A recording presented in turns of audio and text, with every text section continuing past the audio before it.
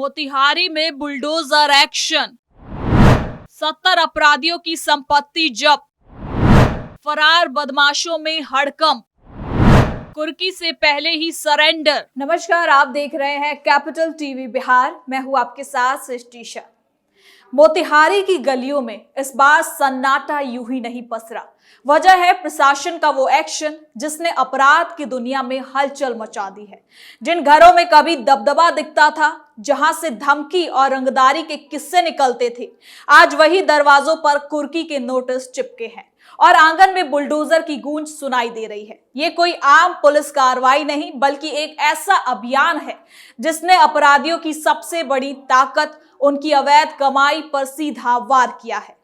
लंबे समय से फरार चल रहे बदमाशों को शायद ये अंदाजा भी नहीं था कि इस बार सिर्फ गिरफ्तारी नहीं, बल्कि उनकी बनाई पूरी संतुलन को ताला लगा दिया जाएगा उस पे। दिलचस्प बात तो इसमें यह रही कि इस कार्रवाई का असर जमीन पर साफ दिखने लगा। कहीं पुलिस पहुंचने से पहले ही आरोपियों ने सरेंडर कर दिया, तो कहीं परिवार वाले खुद थाने के चक्कर काट रहे हैं। जो लोग अब तक कानून को हल्के में लेते थे, अब उन्हें हर दस्तक में पुलिस की आहट सुनाई दे रही है। मोतिहारी का ये ऑपरेशन सिर्फ एक जिले की कहानी नहीं, बल्कि बदलती पुलिस रणनीति का संकेत है, जहां अब अपराधी को पकड़ना ही नहीं, बल्कि उसे पूरी तरह से तोड़ना लक्ष्य बन चुका है। सवाल अब ये है, क्या ये सख्ती अपराध की जड़ों को खत्म कर पाएगी, या फिर ये लड़ाई अभी और लंबी चलने वाली है?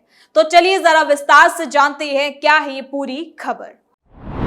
अवैध कमाई पर सीधा वार, पुलिस का नो मर्सी अभियान, घर घर पहुंचा कानून का डंडा। पूर्वी चंपारण के मोतिहारी जिले में अपराधियों के खिलाफ पुलिस और प्रशासन ने एक बड़े अभियान के तहत सख्त कार्रवाई करते हुए अवैध संपत्तियों पर कुर्की जब्ती और बुलडोजर एक्शन चलाया।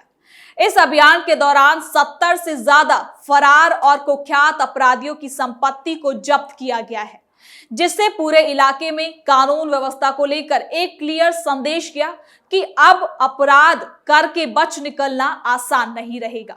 ये कार्रवाई जिले के अलग अलग थाना क्षेत्रों में एक साथ चलाए गए खास अभियान के तहत की गई। पुलिस ने उन आरोपियों को भी निशाना बनाया जो लंबे समय से हत्या, लूट, मारपीट, रंगदारी और दूसरे संगीन मामलों में नामजद होने के बावजूद भी फरार चल रहे थे। अदालत से अनुमति मिलने के बाद पुलिस टीमों ने इन आरोपियों के घरों और संपत्तियों पर कुर्की की कार्रवाई शुरू की, जिसमें दरवाजे तोड़कर सामान को जब्त किया गया और कई जगहों पर अवैध निर्माण को भी ढा दिया गया। आपको बता दें कि प्रशासन का कहना है कि इस अभियान का उद्देश्य सिर्फ गिरफ्तारी तक सीमित नहीं है, बल्कि अपराधियों की आर्थिक ताकत को खत्म करना है। पुलिस अधिकारियों के मुताबिक जब तक अपराध से कमाई हुई संपत्ति सुरक्षित रहती है, तब तक अपराधी दोबारा संगठित होकर अपराध की दुनिया में लौट चलते हैं। इसलिए इस बार रणनीति को बदल दिया गया और सीधे उनकी संपत्ति पर ही प्रहार किया गया है।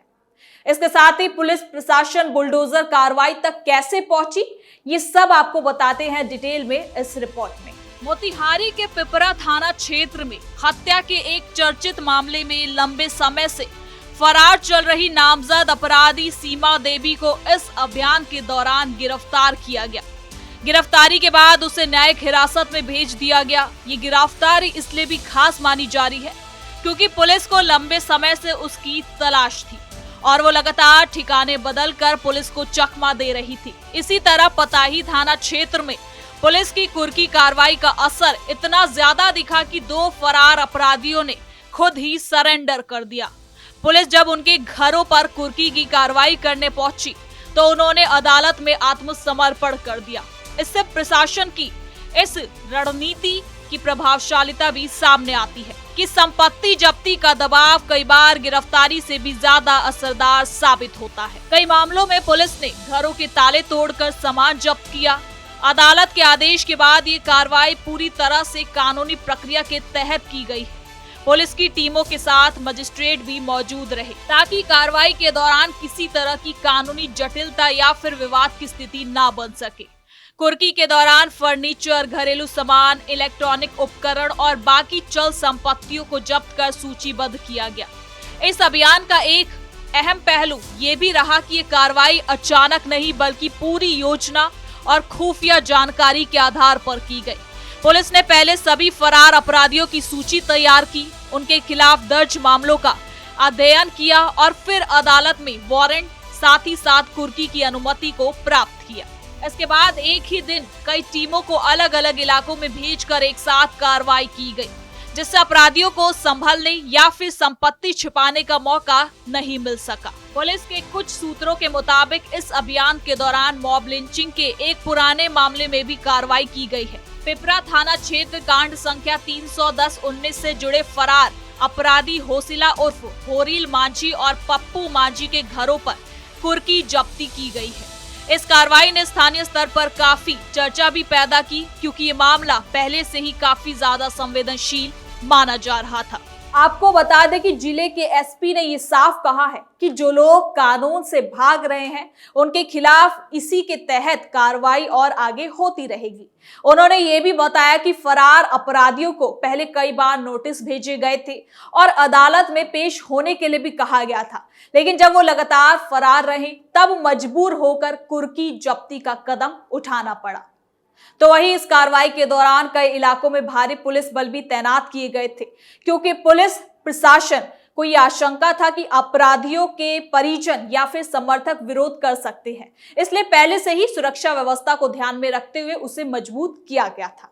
हालांकि पुलिस की सख्ती और कानूनी दस्तावेजों के चलते कहीं भी बड़े स्तर पर विरोधियों की कोई ऐसी विरोध की गतिविधि सामने नहीं आई। स्थानीय लोगों के बीच इस कार्रवाई को लेकर भी मिली जुली राय देखने को मिली।